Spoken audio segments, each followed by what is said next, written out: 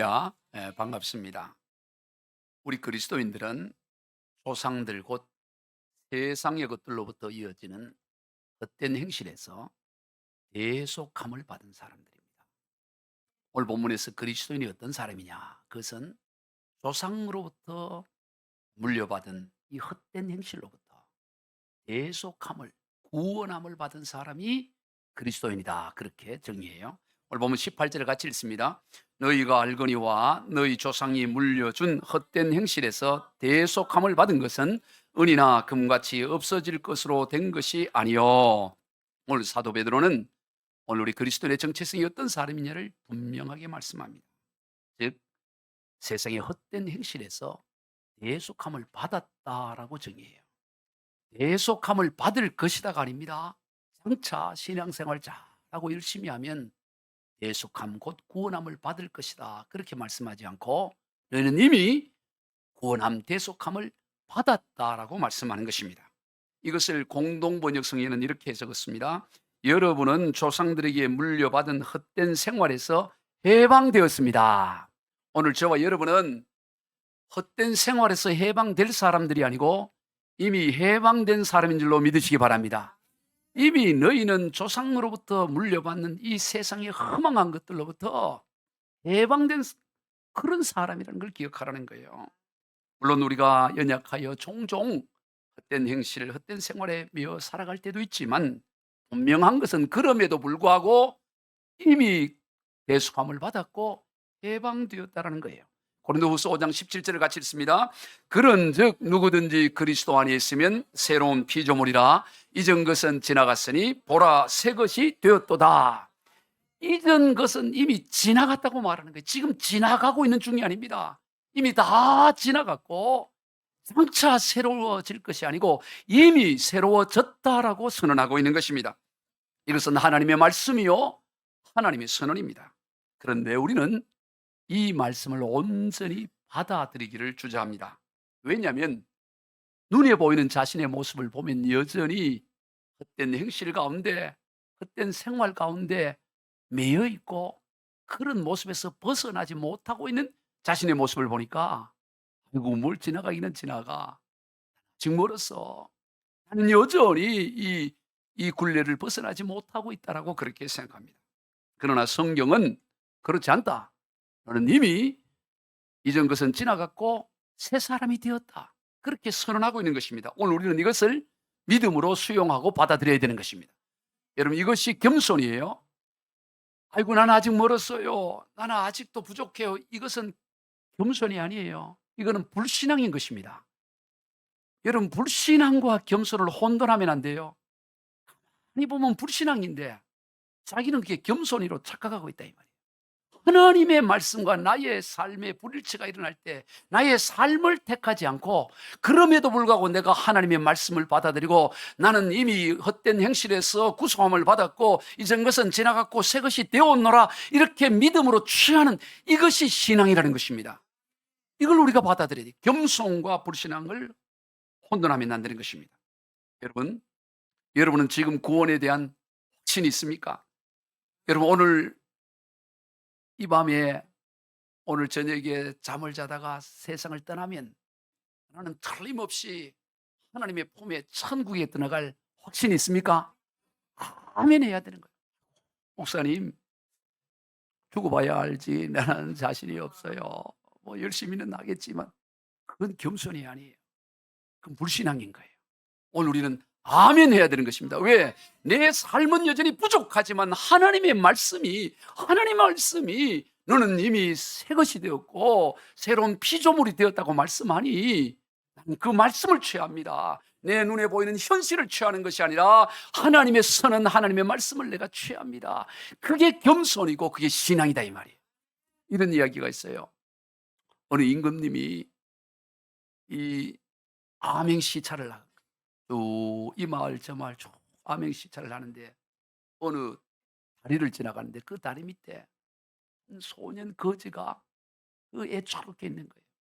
보니까 이 임금님이 보니까 마음이 너무 왜냐하면 그 또래의 아들이 얼마 전에 그 왕자가 병으로 세상을 떠나서 그 아이의 모습을 보면서 그 죽은 아들이 생각나서 그 애처로운 마음이 들어 그 거지 소년을 왕궁으로 데려온 거예요. 데려와서 부러운 그 옷을 다 벗기고 황제의 옷을 입히고 좋은 음식을 먹이고 너는 이제 왕자로 살라 하고 황제로 이렇게 했는데, 다음날 아침이 됐는데 보니까 이 왕자가 된 그 손이 사라진 거예요.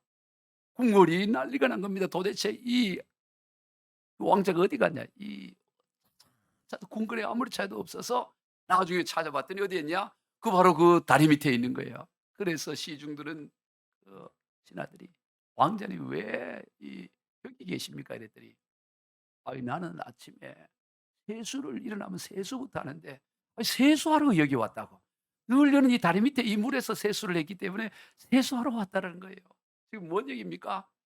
이 왕자는 아직 여전히 내가 뭘 왕자로서 자격이 없고 나 같은 어제까지만 해도 내가 거지였는데 어떻게 내가 궁궐에 있을 수 있어 하고 이 자기의 변화된 신분을 받아들이지 못한 것이죠. 오늘 우리 신앙생활 가운데도 보면 바로 이러한 모습 가운데 나는 아직 멀었고 나 같은 사람이 어떻게 하나님의 자녀가 되고 어떻게 그럴 수 있냐 이렇게 생각하는데, 그건 겸손이 아니에요. 그건 불신앙이라는 것입니다. 오늘 저와 여러분은 하나님이 이미 너희는 새로운 피조물이 되었고 하나님의 자녀가 되었다라고 선언하면 그것을 아멘하고 믿음으로 받아들이시길 바랍니다. 다른 것 요구하지 않아요. 하나님은 믿으면 된다. 입으로 시인하고 영접하고 맞아들이기만 하면 된다고, 다른 걸 요구하지 않습니다. 로마서 10장 9절과 요한복음 3장 16절입니다. 시작. 네가 만일 내 입으로 예수를 주로 시인하며 또 하나님께서 그를 죽은 자 가운데서 살리신 것을 내 마음에 믿으면 구원을 받으리라. 하나님이 세상을 이처럼 사랑하사 독생자를 주셨으니 이는 그를 믿는 자마다 멸망하지 않고 영생을 얻게 하려 하심이라. 너무나 심플하고 단순해요. 별난 조건이 없습니다. 여기 무슨 해석을 가미할 게 뭐가 있어요? 네가 만일 내 입으로 예수를 주로 시인하며 또 하나님께서 그를 죽은 자 가운데 살린 것을 내 마음에 믿으면, 입으로 시인하고 믿는 건 너무 해석이 필요 없어요. 그러면 네가 구원을 받는다라고 말씀하는 거예요. 그리고 요한복음에서도 하나님이 이 세상을 사랑해서 그를 믿는 자마다 멸망하지 않고 영생을 얻게 했다. 여기에 무슨 해석이 필요하고 여기에 무슨 주석이 뭐가 필요해요? 그대로 믿고 그저 시인하면 구원받고 멸망하지 않는다. 할렐루야. 분명한 선언인 것입니다. 그러므로 우리는 구속함을 받은 자답게 살면 될 뿐인 것입니다. 그러지 못할 때는 회개하면 되고 일어서면 되는 것이에요. 넘어졌으면 털고 일어서면 되는 겁니다. 그러면 이런 반문을 할 수 있습니다. 아니 목사님, 예수님께서 친히 나더러 주여 주여 하는 자마다 다 천국에 들어갈 것이 아니라고 했는데, 아니 나 주여 그런다고 믿는다고 나 천국을 간단 말입니까? 그게 다 구원을 받는다고? 아니, 주님이 주여 주여 하는 사도 다 안 된다 그랬는데, 나아가서 주님은 주님의 이름으로 귀신을 쫓아내고 능력을 행하고 권능을 해도 주님이 도무지 나는 너를 알 수 못하니 이 불법을 행하는 자가 내게서 떠나가라고 주님이 그렇게 말씀하시는데, 아니 그거는 뭡니까? 이렇게 반문을 제기할 수가 있어요. 맞는 말씀입니다. 예수님께서 분명히 그렇게 말씀하셨죠. 그러나 그 말씀의 문맥을 잘 이해해야 돼요. 여러분 앞뒤 다 잘라버리고 그냥 몽뚱면 갖고 얘기하면 안 되잖아요. 왜 예수님이 그 말씀을 하시느냐, 문맥을 봐야 되는 거예요.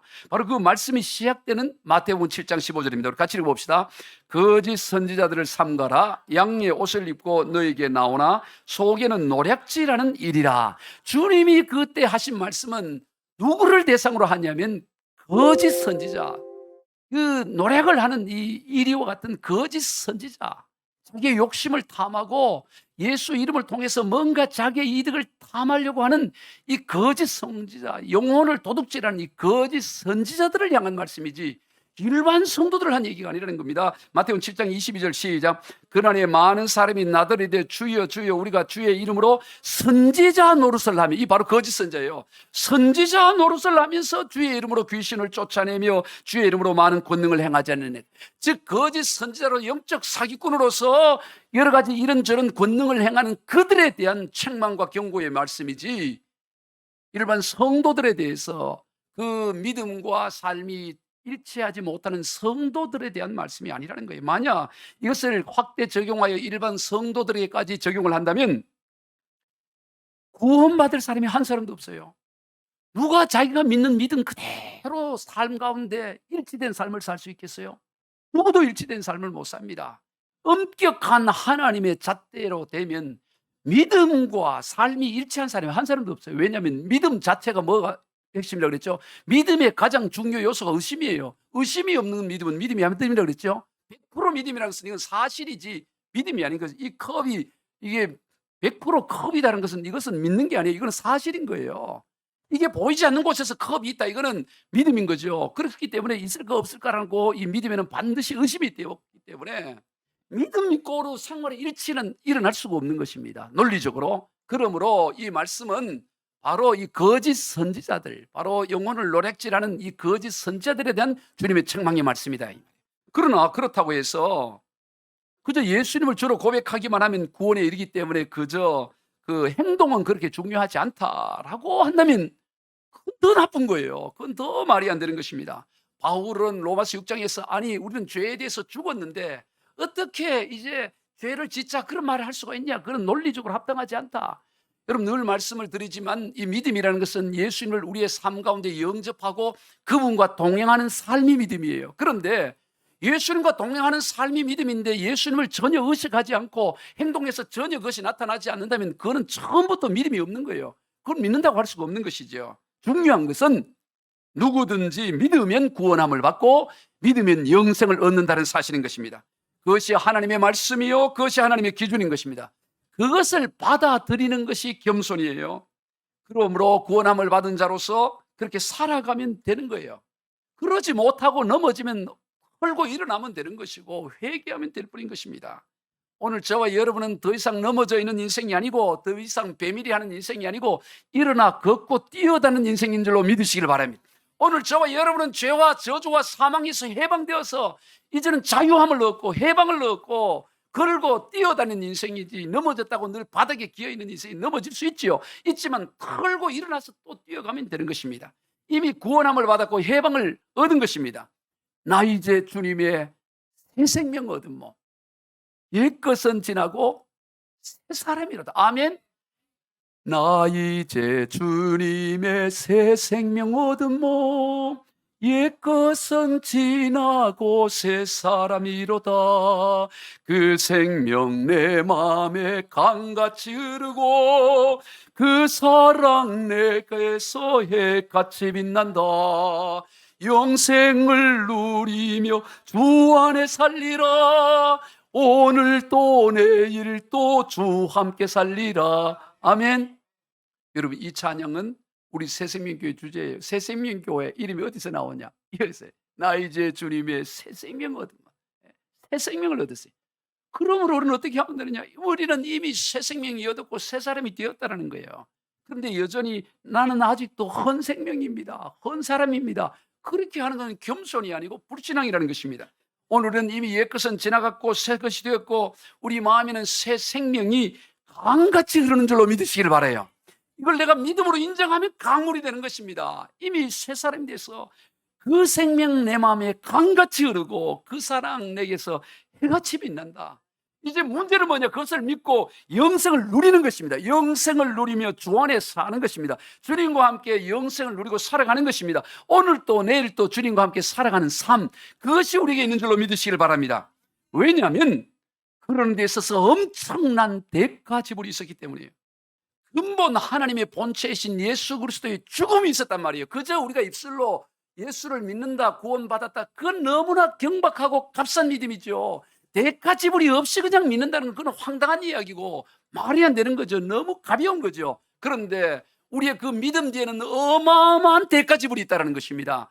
그것이 오늘 본문 18절로 19절이에요. 시작. 너희가 알거니와 너희 조상이 물려준 헛된 행실에서 대속함을 받은 것은 은이나 금같이 없어질 것으로 된 것이 아니요 오직 흠없고 점없는 어린 양 같은 그리스도의 보배로운 피로 된 것이니라. 엄청난 대가 지불이 있었어요. 이 세상의 은과 금을 다 합쳐도 할 수 없는 예수 그리스도의 보혈의 십자가의 그 대가 지불로 말미암아 우리가 구원을 받았기에 우리의 그 믿음이 거기에 근거를 하고 있기 때문에 누구를 막론하고 믿으면 구원을 받고 믿으면 영생에 이르게 된다는 것입니다. 그러므로 오늘 이것을 믿음으로 취하고 구원받은 자로서 영생을 가진 자로서 그에 걸맞게 살아가면 되는 거예요. 할렐루야. 현재 사우디아라비아의 알 나스르라는 축구팀에 소속된 포르투갈 출신의 누구? 누구? 그 정도 나오면 누구 알 수 있어요? 호날두, 호날두. 여러분 호날두 알죠? 음 몰라도 돼요. 예수님 12 제자는 잘 아는데. 이 호날두가 몇 년생이냐 봤더니 1985 년생이야. 지금 이제 거의 다 40이 돼 가는 나이예요. 이미 전성기가 다 지나갔어. 축구 선수가 40이 가까워지면 39 이면 전성기 지나잖아요. 근데 그 선수 1년 연봉이 얼마냐면 2억 유로예요, 2억 유로. 2억 유로가 우리 돈으로 얼마냐? 2,700 억이야. 1 년에 이 사우디 가서 이 호날두가 2,700 억을 받아. 이야. 물론 그 세금도 떼겠지만, 그런데 2,700을 한 번에 받는 게 아니고 주급으로 해, 주급. 한 주마다. 주급으로 얼마 받냐? 52 억씩 받아, 한 주에. 이야, 한 주에 52 억을 받아. 어마어마한 금. 그런데 이 연봉만 있는 게 아니에요. 광고비도 또 천문학적이고, 행사비, 기타 여러 가지 다양한 인센티브를 비롯해서 천문학적인 거죠. 자, 그런 이 연봉이 2,700 억이 되는 이 호날두가 그냥 자기 힘도 있고 축구도 잘한다고 해서 아무 데 돌아다니며 침이나 뱉고 오줌이나 누고 그러면서 이 동네 건달처럼 양아치처럼 살면 되겠어요? 그 2,700 억에 걸맞는 그런 삶을 살지 않겠습니까? 그리고 그 팀에서 그냥 아무나 그래 두겠어요?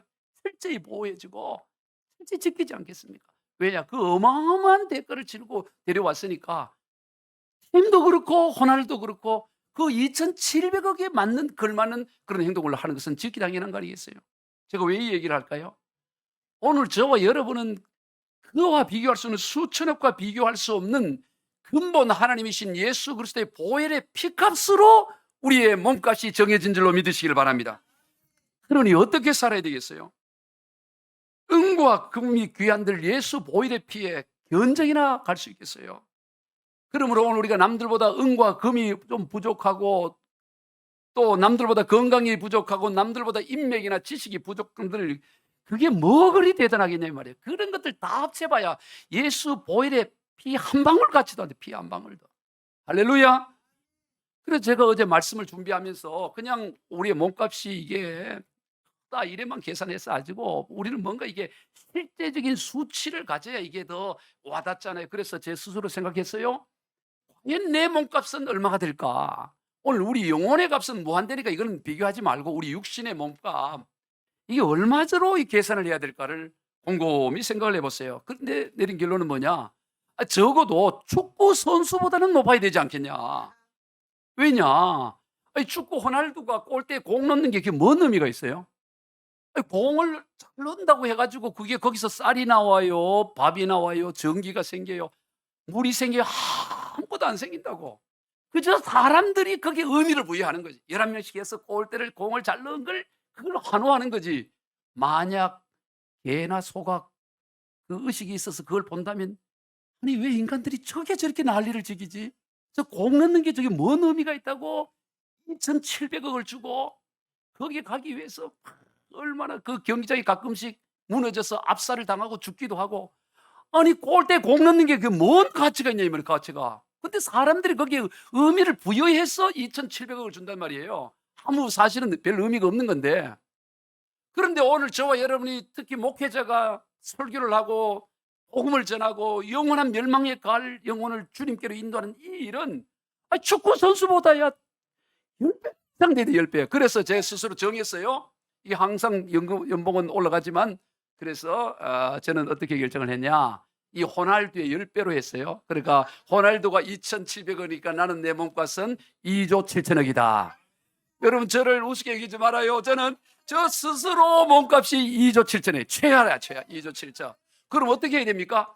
2조 7천억의 몸값다운 행동을 해야 된다고.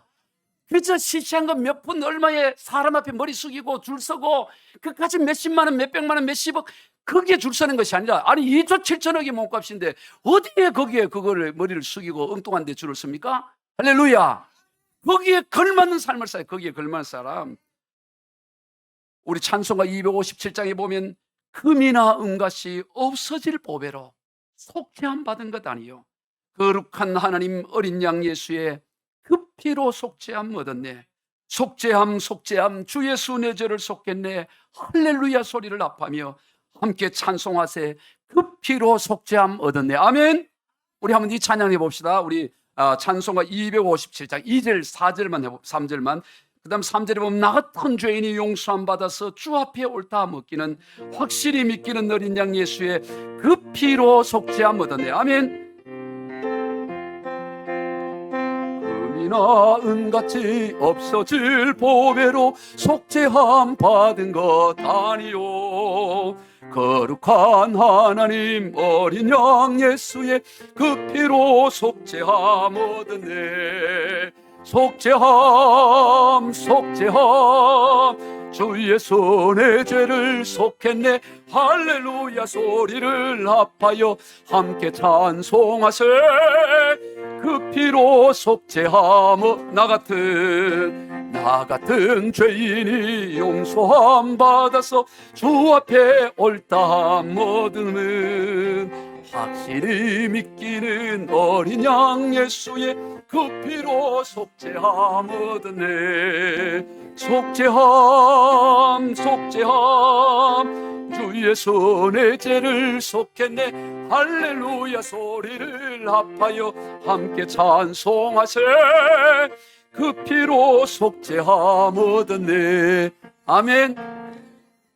감격이 있어야 돼. 감격. 나 같은 죄인이, 나 같은, 어느 권사님이 이게 너무 감동이 돼서 그냥 나 같은 죄인이라 그러지 않고 나 같은 죽을려니 용서함 받아, 늘 그거 가슴 나 같은 죽을련 용서함 받아서 주 앞에 옳다함 얻으며 그래 찬양을 했다는 거예요. 자기를 가슴을 치면서 죽을련 하면서 불러볼까요? 죽을 놈. 나 같은 죽을 인간이 이게 구원함을 받고 은과 금으로 한 것이 아니고 예수의 보혈의 피로 구원함을 받았으니 이 얼마나 귀하냐 이 말이에요. 우리가 거기에 걸맞는 삶을 사시기를 축복합니다. 다음으로 우리의 구원은 영원하다고 말합니다. 23절 시작. 너희가 거듭난 것은 썩어질 씨로 된 것이 아니요 썩지 아니할 씨로 된 것이니 살아있고 항상 있는 하나님의 말씀으로 되었느니라. 썩어질 씨가 아니라는 것입니다. 영원한 하나님의 말씀으로 우리가 구원함을 얻었다는 거예요. 여러분 세상은 아무리 좋은 것도 다 썩어져요. 여러분 꽃이 얼마나 아름답습니까만은 아무리 화려해도 예뻐도 금방 썩어집니다. 왜? 썩어질 씨로 생겨났기 때문에. 여러분 세상의 권세가 아무리 화려해도 금방 영원하지 않아요. 저는 요즘 국회의원이 공천 때문에 싸우는 거 여야 보면 야 사람이 저래 달라질 수 있냐. 얼마 전까지도 우리 대표 최고로 하다가 공천 탈락되니까 무기징역 가야 될 사람이라고. 어떻게 사람이 저렇게 이렇게 이거 어떻게 그렇게 변하면서 바꿀 수 있을까? 여러분 권세와 이게 굉장한 것 같지만 해도 금방 썩어지고 없어지는 것입니다. 왜냐하면 썩어질 씨로 생겨났기 때문인 것입니다. 세상의 모든 것은 다 썩어질 씨로 생겨난 것입니다. 그래서 영원하지 않아요. 그러므로 영원한 관점에서 보면 다소 시간의 길이의 차이가 있을 뿐 다 무너져 내리고 다 썩어져 없어요. 오직 하나님만이 영원하고 오직 하나님의 말씀만이 예수 복음만이 영원한 줄로 믿으시기를 바랍니다. 우리 24절 25절 같이 읽어봅니다. 그러므로 모든 육체는 풀과 같고 그 모든 영광은 풀의 꽃과 같으니 풀은 마르고 꽃은 떨어지되 오직 주의 말씀은 세세토록 있도다 하였으니 너희에게 전한 복음이 곧 이 말씀이니라. 모든 것 다 떨어져. 요즘 이 TV에 보면 유명 연예인들 연로하신 분들이 이 세상을 떠났다는 게 심심찮게 나와요.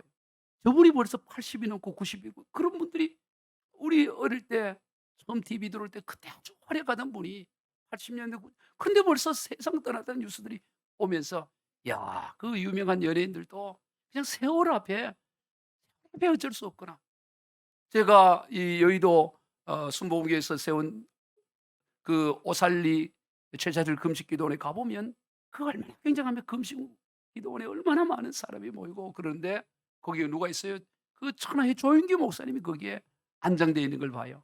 그 굉장한 어른도 세월 앞에 땅에 안장돼.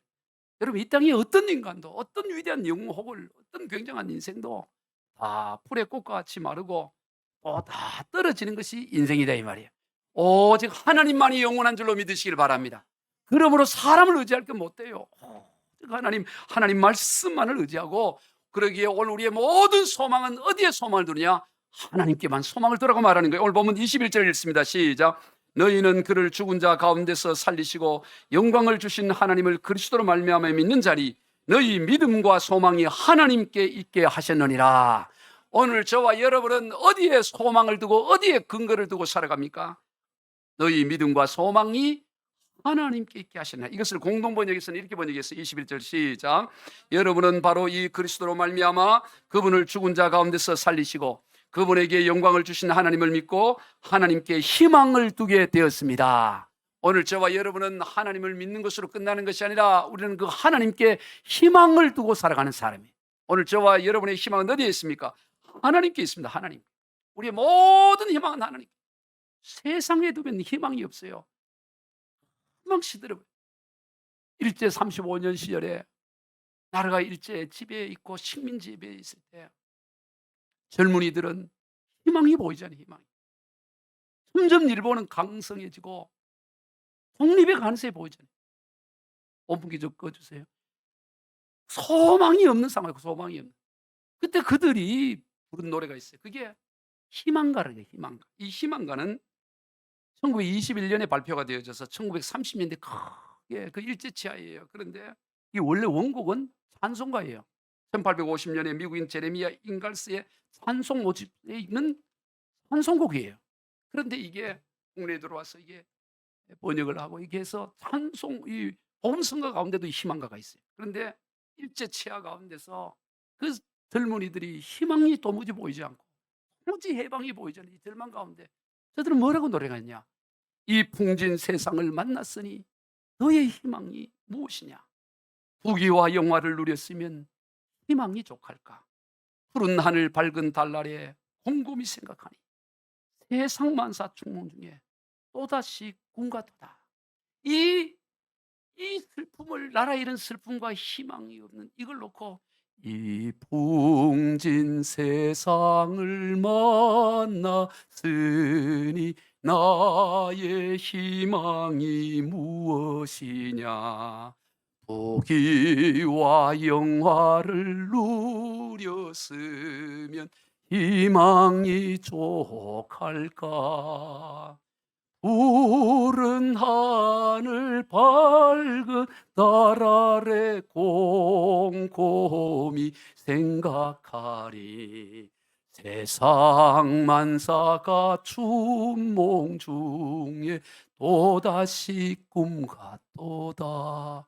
세상 만사가 봄날의 꿈 같은 거예요. 그런데 그 상황 가운데 아무 희망이 없지만 어디에 희망을 두느냐? 하나님께 희망을 두는 거예요. 하나님께 소망을 드려요. 그래서 어떻게 하느냐? 이 몸의 소망 무언가 우리 주 예수 뿐일세. 우리 주 예수 밖에는 믿으리하 주 없도다. 주 나의 반석이시니 그 위에 내가 서리라. 그 위에 내가 서리라. 세상에 믿던 모든 것 끊어질 그날 되어도 구주의 언약 미사와 내 소망 더욱 크리라. 주 나의 반석이시니 그 위에 내가 서리라. 그 위에 내가 서리라. 아멘. 우리의 소망은 주님께 있는 것입니다. 이 몸의 소망이 어디에 있습니까? 이 봄날 같은 꿈결 같은 여기에 어디에 소망을 둘겠어요? 이 몸의 소망은 오직 주님께 있어요. 세상에 믿던 모든 것 다 끊어질지라. 그래도 굳이 언약 믿사와 내 소망 더욱 크리라. 오늘 우리 그리스도는 그러기 때문에 어떤 상황 가운데도 절망하지 않아요. 세상에 시시한 것 가지고 바람 잡는 것 같고, 여러분이 세상에 이건 다 바람 잡는 거라고 솔로몬이 전도서 1장 14절입니다. 시작. 내가 해 아래서 행하는 모든 일을 보았노라. 보라 모두 다 헛되어 바람을 잡으려는 것이로다. 이 땅에 그 어떤 것도 권세도 명예도 부도 건강도 다 바람을 잡는 것 같아서 헛되다고 말하는 것입니다. 그러한 인생 가운데 영원하신 하나님만이 우리의 희망이 되는 줄로 믿으시길 바랍니다. 이것이 복음이에요. 사람은요 뭐로 사느냐? 희망으로 살아요. 희망이 없는 인생은 살 수가 없어요. 여러분, 살아있어도 살았다고 할 수 없어요. 희망이 없는 인생. 세상 보기 영화를 다 누리고 있어도 정작 그 안에 희망과 소망이 없으면 그 인생은 죽은 것 같은 것입니다. 여러분, 왜 사람들이 이 극단적 선택을 하고 스스로 목숨을 끊습니까? 살기 힘들기 때문이 아니에요. 여러분, 다 힘들지요. 아니, 그 사람보다 극단적 행동한 사람도 더 힘든 사람도 얼마나 있어요. 왜 이렇게 사람이 하냐면 희망이 보이지 않는 거예요. 이거 좀 힘들지라도 조금 지나면 희망이 있고 소망이 있다 그러면 견뎌요. 그런데 도무지 소망이 보이지 않으면 그런 행동을 하는 걸 보게 됩니다. 그런데 오늘 우리 그리스도인들에게는 언제나 뭐가 있느냐? 하나님이 우리의 희망이다. 하나님이 언제나 저와 여러분 가운데 계시기 때문에 저와 여러분은 언제나 희망이 있는 줄로 믿습니다. 우리에게는 언제나 샘솟는 소망, 하나님이 우리, 그러므로 주저하지 않아요. 툴툴 털고 일어나는 것입니다. 왜냐하면 우리에게 둔 하나님은, 우리가 믿는 그 하나님은, 소망의 하나님은 언제나 더 좋게 하시는 거예요. 언제나 좋으신 하나님. 어제보다 오늘 더 좋게 하시고요, 오늘보다 내일을 더 좋게 하시고, 내일보다 모레보다 글비를 항상 더 좋습니다. 아멘. 언제나 더 좋아. 언제나. 그래서 여러분, 만날 때마다 인사, 더 좋아 보이네요. 더 좋아. 이래야 돼. 왜? 더 좋아야 되는 게, 나이 들어도 더 좋아야 돼. 뭐 근심 있으세요? 이런 소리 들으면 안 돼. 언제나 지난주보다 이번 주가 더 좋고 더 좋고. 왜냐면 하나님은 어떤 하나님? 좋으신 하나님. 좋으신 하나님, 좋으신 하나님, 참 좋으신 나의 하나님. 아멘. 하나님은 좋으신 하나님. 그런데 그 하나님이 나의 하나님, 나의 아버지 하나님이에요. 그러므로 우리는 하나님께 소망을 두는 인생은 어떤 상황 가운데도 절망하지 않고 샘솟는 소망 가운데 살아가는 줄로 믿습니다. 여러분, 어디에 우리의 소망을 두겠습니까? 시편 62편 5절입니다. 시작. 나의 영혼아, 잠잠히 하나님만 바라봐. 부른 나의 소망이 그로부터 나오는도다. 오직 그만이 나의 반석이요 나의 구세언지요 나의 요새의 신이, 내가 흔들리지 아니하리로다. 하나님께 소망을 두는 인생은 흔들리지 않는 것입니다. 우리의 소망은 하나님께 두는 거예요. 한번 따라해 봅시다. 나는 하나님께 희망을 두었습니다. 하나님이 나의 희망입니다. 그래서 언제나 내게는 희망이 있습니다. 아멘. 언제나 하나님을 우리에게 희망을 뒀기 때문에 내게는 언제나 희망이 있어요. 언제나 소망이 있고 언제나 희망이 있고, 언제나. 그게 우리 그리스도의 정체성입니다. 그리고 그러한 인생은 무엇을 하더라도 거짓되이 하잖아요. 남을 속이고 거짓된 선악을 준다 하더라도 거짓에 가입하지 않습니다. 불의와 함께 하지 않습니다. 깨끗한 마음으로, 정결한 마음으로 살아가는 것입니다. 고린도서 본문 22절에 시작. 너희가 진리를 순종함으로 너희 영혼을 깨끗하게 하여 거짓이 없이 형제를 사랑하게 하였으니 마음으로 뜨겁게 서로 사랑하라. 오늘 우리가 정말로 하나님께 희망을 두고 사는 인생, 정말로 믿음으로 구원함을 받고 영생을 얻었다는 것을 정말로 믿고 살아가는 인생, 하나님께 희망을 두고 사는 인생은 어떤 인생이냐? 영혼이 깨끗하여져서 거짓 없이 사랑하고 깨끗한 인생을 살아두는 그런 삶이 되는 줄로 믿습니다. 할렐루야. 말씀을 정리합니다. 우리 그리스도인은 헛된 행실에서 이미 대속함을 받은 사람이, 이미 헛된 생활에서 해방된 사람이라는 거예요. 비록 지금 내 수준이 연약하고 부족하고 넘어져서 먼지가 묻어있고 상관없습니다. 풀고 일어나면 되는 것입니다. 저는 일어나면 돼요. 왜? 이미 구원함을 받았어요. 이미 일제 치하는 떠나갔어요. 여러분, 일제 치하에서, 일본 지배하에서 아무리 뭐 열심히 해봐야 거의 식민지예요. 그러나 지금 이 자유 대한민국에서 넘어져도 대한민국 시민이고요, 엎어져도 대한민국 자유를 가지고 살아가는 거예요. 오늘 저와 여러분은 이미 자유함을 얻고 해방된 줄로 믿으시길 바랍니다. 절대적인 그걸 믿음으로 취하는 거예요. 나는 아직 멀었어요. 안 돼요. 그런 소리 하면 안 돼요. 그게 겸손이 아니라니까요. 믿음으로 하나님의 정의를, 하나님이 말씀하는 것을 아멘으로 받아들이는 것입니다. 그리고 구속받은 사람답게 살아가는 것입니다. 걸맞게 예수 보혈의 피로 구원받았으니 최소 얼마? 2조 7천억 다운. 아멘. 여러분이 최소 연봉 2조 7천억은 받아야 될 사람이야.